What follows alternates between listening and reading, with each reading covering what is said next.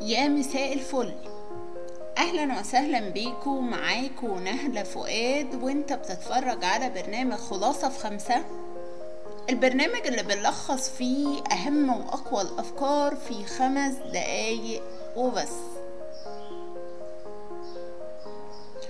انا كنت فاكرة ان الدنيا سباق، يا انا يا هم، يا اما انا اكسب يا اما الحياة هتبلعني.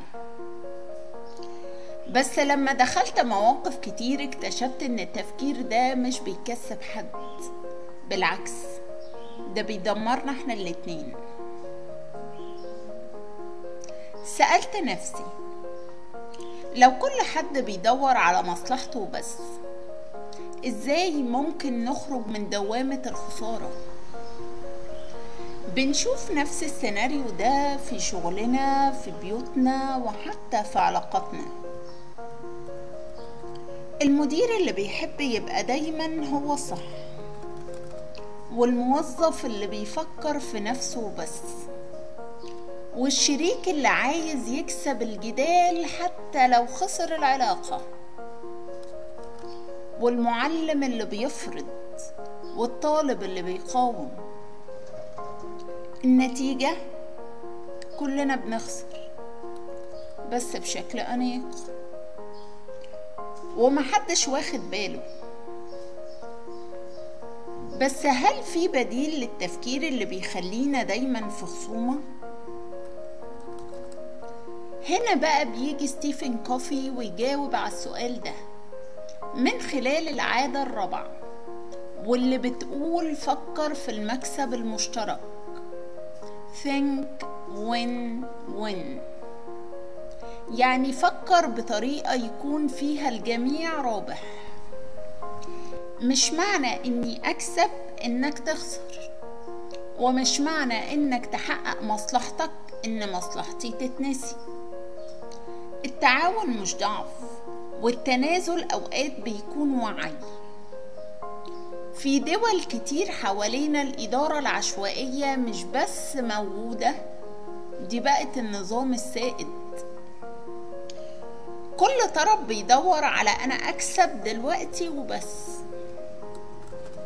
حتى لو القرار على حساب شعب كامل، على حساب بكرة، على حساب كرامة أو حياة.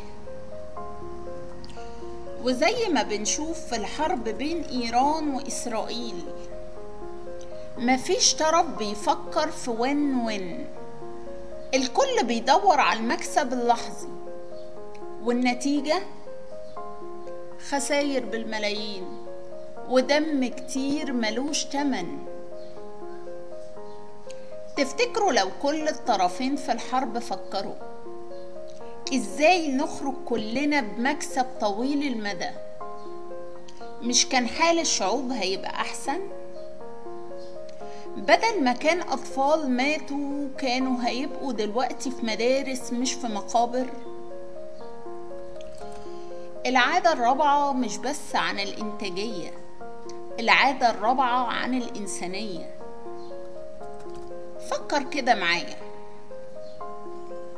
إيه الموقف اللي دخلت فيه بعقلية أنا أو هما؟ ولو كنت فكرت في مكسب مشترك، كانت حياتك ممكن تبقى عاملة ازاي دلوقتي؟ نصيحتي ليك في الحلقة دي، في عالم كل واحد فيه بيدور على انه يكسب لوحده، حاول تكون انت الشخص اللي بيدور نكسب سوا. لان المكسب الحقيقي مش لما تغلب حد، لما تكسبه. وما تنساش، في وقت الفوضى الوعي هو المكسب الحقيقي.